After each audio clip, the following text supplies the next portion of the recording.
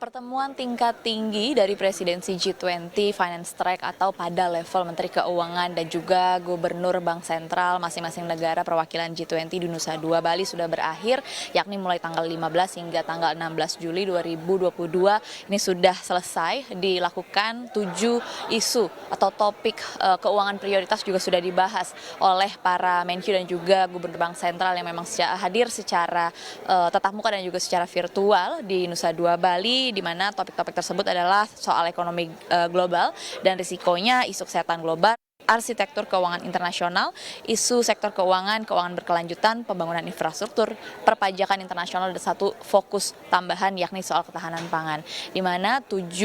topik utama dan satu fokus tambahan ini memang sudah dijelaskan oleh Menteri Keuangan Republik Indonesia Sri Mulyani lewat konferensi pers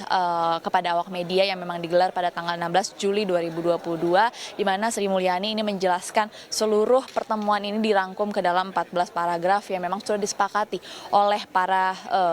negara-negara yang memang hadir, delegasi negara yang hadir di Nusa Dua. Namun dari 14 paragraf itu ada beberapa poin yang di-highlight oleh Menteri Sri Mulyani, di mana beberapa paragraf ini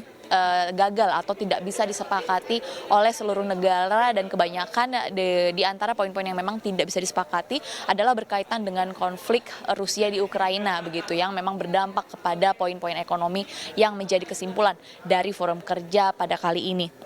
Masing-masing negara, ini Sri Mulyani, Menteri Keuangan Republik Indonesia, menjelaskan lewat konferensi pers pada tanggal 16 Juli 2022, memang masing-masing negara ini punya standpoint atau pendapat dan juga kedudukan pada konflik yang terjadi antara Rusia dengan Ukraina. Namun pemerintah Indonesia lewat Menteri Keuangan Republik Indonesia Sri Mulyani menyampaikan bahwa forum ini tetap pada jalurnya begitu, memang membicarakan soal makroekonomi dan topik-topik yang memang sudah dijelaskan. Namun kalau memang ada yang berkaitan dengan atau bergesekan atau menjadi dampak dari konflik yang terjadi, ini akan dibahas sesuai dengan porsinya, dan pemerintah Indonesia sebagai tuan rumah dari G20 pada tahun ini akan berusaha untuk mewadahi dan juga menjembataninya. Namun pemerintah Indonesia memang terus tidak berhenti menyuarakan bahwa saat ini dunia sedang tidak baik-baik saja, dan meminta forum G20, delegasi-delegasi yang hadir di Nusa Dua ini untuk bahu-membahu untuk mencari solusi dari permasalahan baik krisis global, kemudian dari masalah ekonomi akibat pandemi dan juga konflik yang terjadi, dan tidak hanya meributkan pendapat masing-masing di tengah konflik. Berikut keterangan lengkap dari Menteri Keuangan Republik Indonesia Sri Mulyani.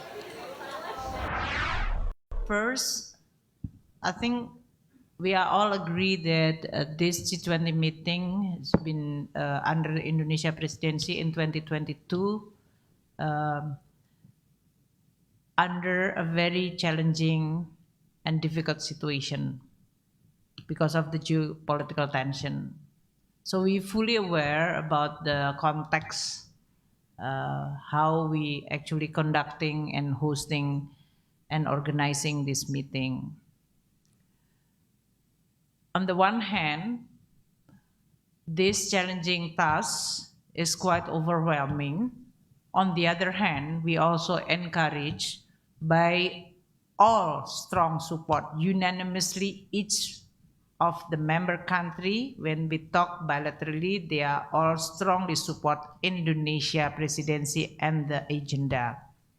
And they even expressing sympathy with the Indonesia situation, have to manage this situation.